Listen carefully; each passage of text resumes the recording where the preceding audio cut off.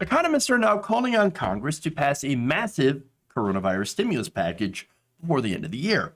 According to a recent memo, economists are calling for a $3 trillion debt-financed coronavirus stimulus package that includes enhanced unemployment benefits, robust fiscal aid to state and local governments, nutrition assistance, checks for people, and other safety net expansions.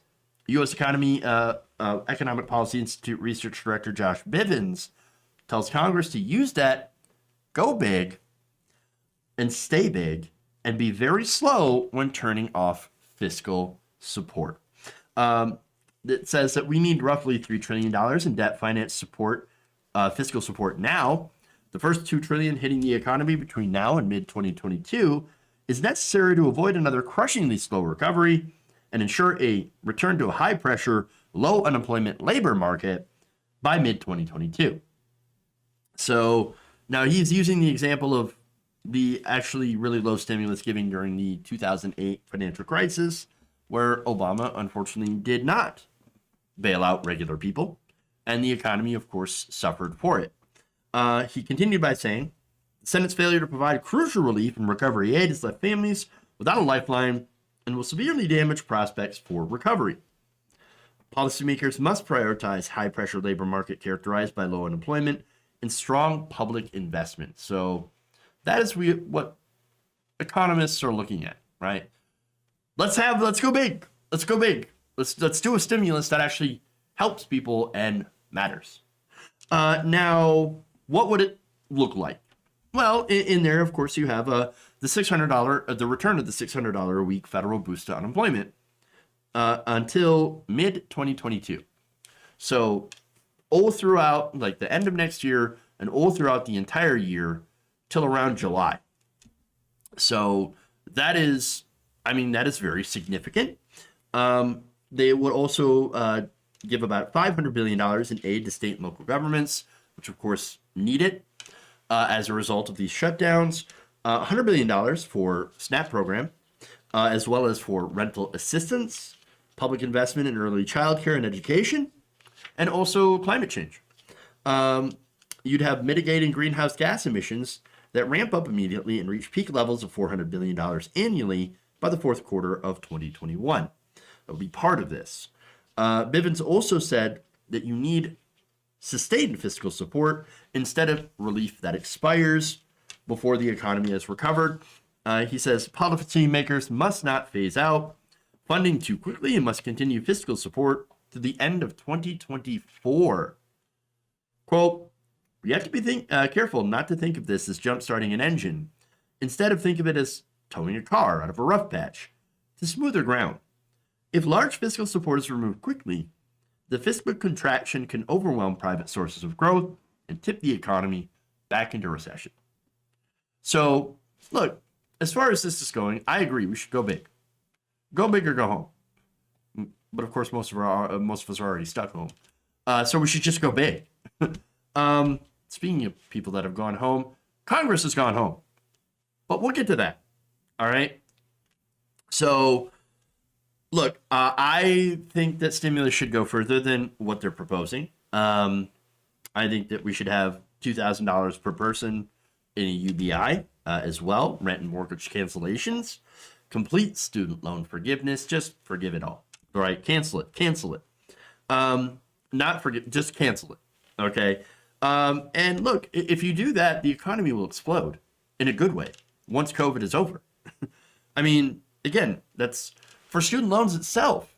That's over like $1.5 to $1.6 trillion that people could put back into restaurants and local businesses that wouldn't have to go to student loan relief or, student loan servicing.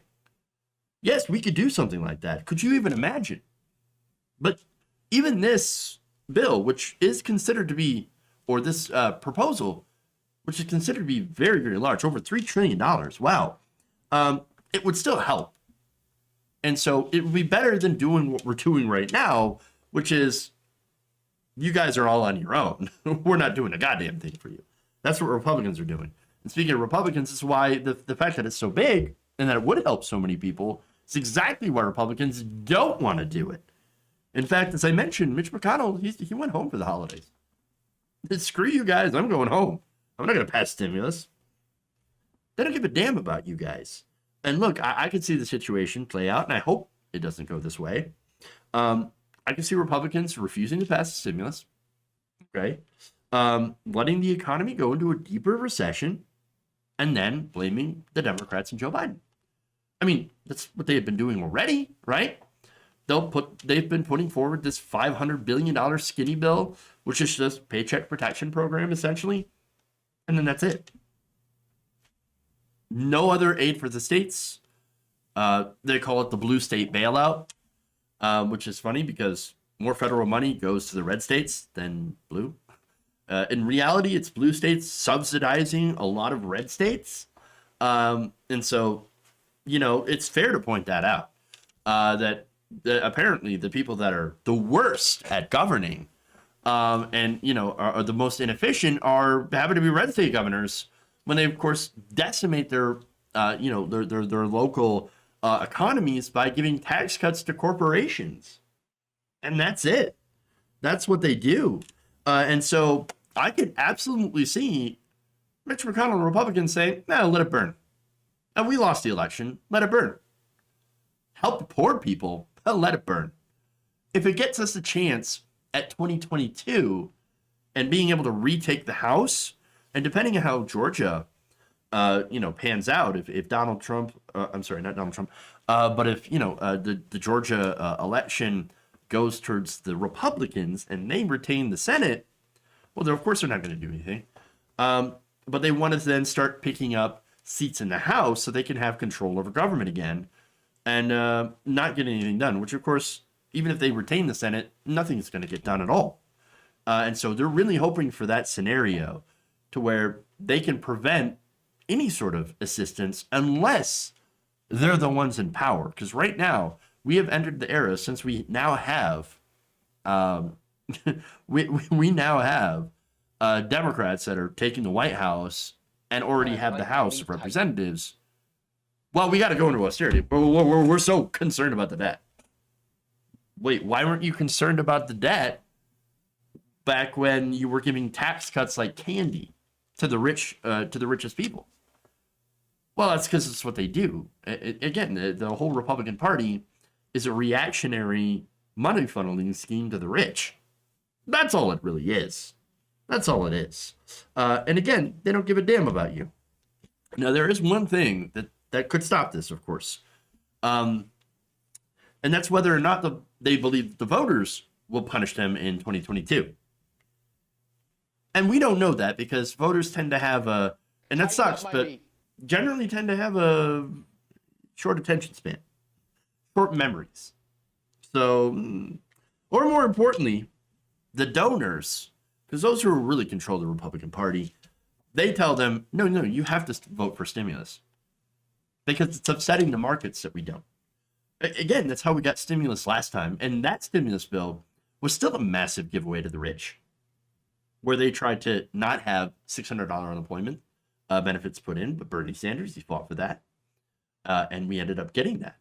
And so, but overall, CARES Act was a gigantic giveaway, transfer of wealth to the corporations. And so the donors, of course, are going to want another one of those, even if Mitch McConnell doesn't want to help regular people. So those are the scenarios that Republicans will pass stimulus, and it's not going to be $3 trillion. It's just not. Okay? It won't even be $1 trillion. I can almost guarantee that. There's some reports that the Biden camp, and by the way, they're disputing this, okay, of Biden wanting to pass something more like the Republican skinny bill. In fact, this is according to Forbes. Biden aides are lobbying Democrats in Congress to lower their expectations for a next stimulus package in an effort to bring Senate Majority Leader Mitch McConnell to the bargaining table. Here we go. Hey guys, lower your expectations. You ain't gonna get a big stimulus bill. No. We're gonna bend over backwards to get Mitch McConnell to come to the table. Really? So, in what is, of course, going to be a terrible deal, with McConnell. Now you'd be like, well, terrible deal is better than no deal, right? It depends on what's in it. Again, Mitch McConnell's been pushing a $500 billion skinny bill, which basically has nothing in it. No stimulus checks, no unemployment benefits. Really nothing, but paycheck protection money. And so what I'm seeing, and this is a new analysis from Goldman Sachs, they say that Congress would pass a $700 billion stimulus package. Oh, that's great. Maybe there'll be some $1,200 checks in there. Maybe. Well, I don't really know. Now, a Biden spokesperson, Andrew Bates, to be fair, denied Politico and the New York Times reporting on Monday, telling Politico the president-elect fully supports the speaker and the leader in their negotiations, which surprisingly, look, Pelosi and Schumer, they have been asking for, first they asked for $3.5 trillion, and that was too much. So now they're like, okay, we're going to come to Republicans now. We're going to ask for $2.2 trillion. Now, again, Mitch McConnell is like, no to the first one. Hell no to the second one. No, you're going to come to us. You're going to come to us. And guess what? Biden wants to go to him. But surprisingly, Schumer and Pelosi haven't. Now, I don't know how long that's going to last. I don't know. We'll see what happens. But I do know for certain, at least, I'm going to predict that we are not going to get a stimulus in this lame duck session before Biden comes to power. I don't think Trump's going to sign one. He's got no, he's got no desire to do so. He's a bitter man. He lost. He's like, what do I care? I'm not going to sign a stimulus. No, you guys fired me. Like, I'm too busy fighting and losing my ass in court. So, not going to happen. I don't care. And look, again, because Republicans don't give a damn, we're not going to have a stimulus before Biden takes power. And even if we do, it is going to be massively watered down. At least until the markets get involved and say, no, actually, we should have a massive stimulus. And yes, that means also stimulus checks for every American. And so, I don't know. But let me go to, before I wrap up this story, what AOC had to say. Alexandria Ocasio-Cortez.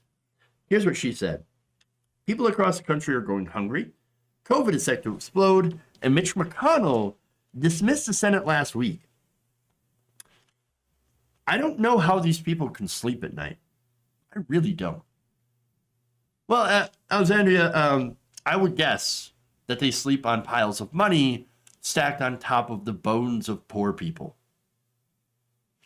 I'm just saying. Seriously, though, they don't give a damn about you, these Republicans. They never have. So don't count on them doing the right thing unless they get some sort of benefit. And so all I can say on that is buckle up. The holiday season is going to be real rough. Between COVID and the recession, yikes. If you enjoyed this video, please give us a like and share with your friends. You can subscribe and help out the channel by becoming a patron. It's patreon.com/Jeff Waldorf, or you can become a channel member as well by hitting the join button below.